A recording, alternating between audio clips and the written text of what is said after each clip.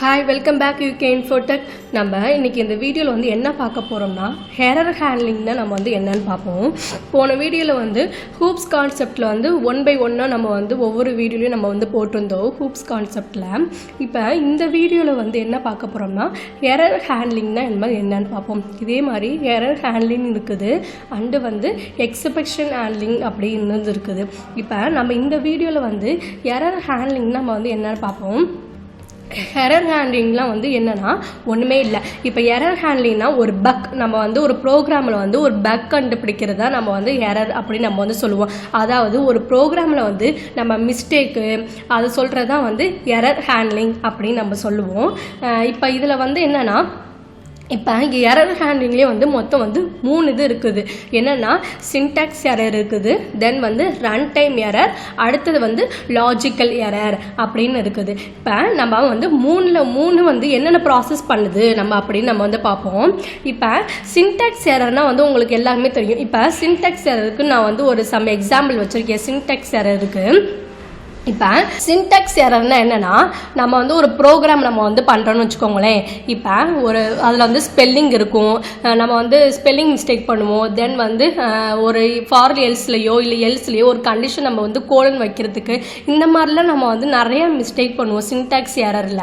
அதில் நம்மளுக்கு வந்து இப்போ பைத்தானை பொறுத்த வரைக்கும் ஃபாரில் எல்ஸில் நம்ம வந்து ஒரு கோலனோ இல்லை வந்து எல்ஸுக்கு வந்து ஸ்பெல்லிங் தப்போ இல்லை எல்ஸுக்கு வந்து ஸ்பெல்லிங்கோ தப்பாக நம்ம கொடுத்துட்டோம்னா அது வந்து ப்ரோக்ராம் வந்து நம்மளுக்கு வந்து கரெக்டாக தான் இருக்கும். அதுவே வந்து கம்பேர் பண்ணுறப்ப, அதாவது எஃப்ஐ நம்ம வந்து அமுக்கி நம்மளுக்கு வந்து அவுட்புட் கொடுக்குறப்ப என்ன வரும். இப்போ இந்த லைனில் இப்போ 15th லைனில் வந்து சின்டாக்ஸ் எரர் காமிக்குது, 14th லைனில் சின்டாக்ஸ் எரர் காமிக்குது.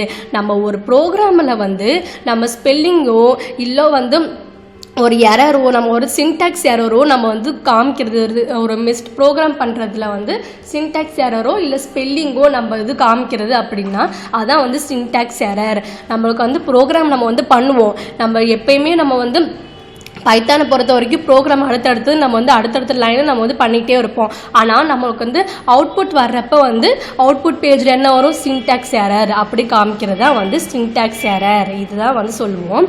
இப்போ அடுத்தது வந்து ரன் டைம் எரர் அப்படின்னு நம்ம வந்து சொல்லுவோம். ரன் டைம் எரர்னால் என்னென்னா ரன் டைம் எரருக்கு நம்ம வந்து ப்ரோக்ராம் பண்ணுவோம். இப்போ சின்டாக்ஸ் எரர் மாதிரி கிடையாது. ரன் டைம் எரரு நம்மளுக்கு வந்து ஆட்டோமேட்டிக்காக நம்மளுக்கு வந்து ப்ரோக்ராமை வந்து நம்மளுக்கு வந்து அடுத்தடுத்து நம்ம வந்து பைத்தானை பொறுத்த வரைக்கும் நம்மளுக்கு வந்து பண்ணிக்கிட்டே தான் வருவோம் ப்ரோக்ராம்ங்கிறது.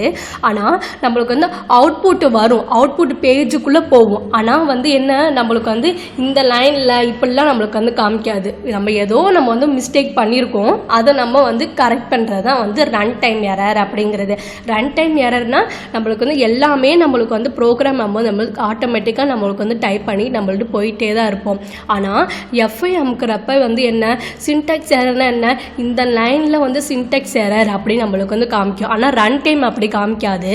நம்ம வந்து ப்ரோக்ராம் பண்ணிக்கிட்டு கம்பைல் பண்ணுறப்ப அவுட்புட் பேஜுக்குள்ளே போகும். ஆனால் வந்து எதுவுமே டிஸ்பிளே ஆகாமல் சும்மா வந்து அவுட்புட் பேஜுக்குள்ளே போகும். அப்போ தான் அதுதான் வந்து ரன் டைம் எரர். அப்போ நம்ம வந்து ப்ரோக்ராமில் வந்து நம்ம ஏதோ தப்பு பண்ணியிருக்கோம் அப்படின்னு அர்த்தம். இதுதான் வந்து ரன் டைம் எரர். அதுக்கு இப்போ ஃபார் எக்ஸாம்பிள் அதுக்கு நான் வந்து சொல்கிறேன். இப்போ ரன் டைம் எரர் எப்படி நம்ம கண்டுபிடிக்கணும்னு வச்சுக்கோங்களேன். இப்போ A/Bன்னு நான் வந்து ஒரு இன்புட்டை வாங்கிக்கிறேன். இப்போ ஏன்னு ஒரு இன்புட்டை வாங்கிக்கிறேன், பின்னு ஒரு இன்புட்டை வாங்கிக்கிறேன். அப்போ C A/B அப்படின்னு நம்ம வந்து கொடுக்குறேன். இப்போ ஏக்கு ஒரு யூசருக்கு நான் வந்து அசைன் பண்ணுறேன். என்னன்னா ஏன்னு ஒரு யூசரில் 5ன்னு ஒரு அசைன் பண்ணுறேன், பின்னு ஒரு இன்புட்டில் வந்து 2ன்னு அசைன் பண்ணுறேன்னு வச்சுக்கோங்களேன். அப்போனா C A/B தானே வரும். இப்போ அப்போனா நம்மளுக்கு வந்து என்ன 5/2 அப்படின்னு நம்மளுக்கு கொடுத்தோம்னா நம்மளுக்கு வந்து அவுட்புட் வரும்.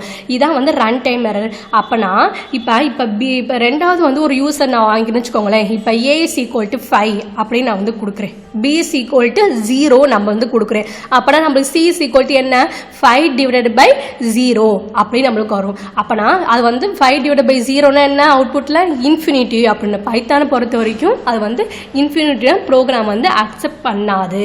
இதுதான் வந்து run time error. Run time எரர்னா நம்மளுக்கு வந்து ஆட்டோமேட்டிக்காக இப்போ இதுதான் ஃபார் எக்ஸாம்பிள், இதுதான் கரெக்டான எக்ஸாம்பிள் A/B அப்படின்னு நீங்கள் வச்சுக்கோங்க.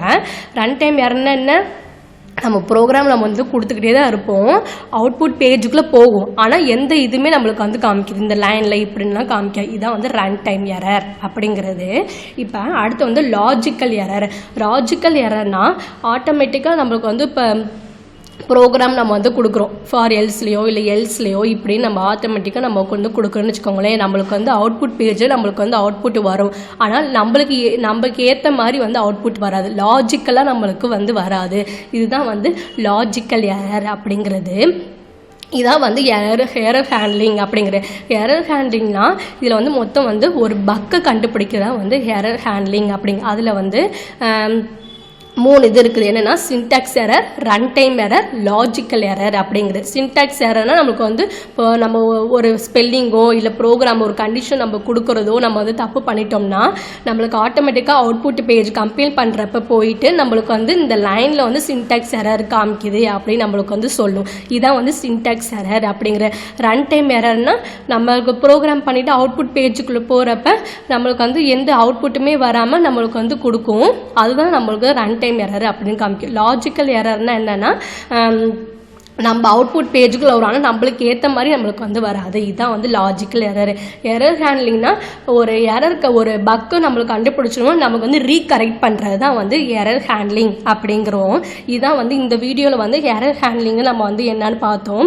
அடுத்த வீடியோவில் வந்து எக்ஸப்ஷன் ஹேண்ட்லிங்னா நம்ம வந்து என்னென்னு பார்ப்போம். அதில் வந்து மொத்தம் வந்து 3 இது இருக்குது. என்னென்னா ட்ரெயின் ஒன்று இது இருக்குது, எக்ஸப்ட் ஒன்று இருக்குது, தென் வந்து ஃபைனலி ஒன்று இருக்குது. நம்ம வந்து நெக்ஸ்ட் வீடியோவில் பார்ப்போம். Thank you so much.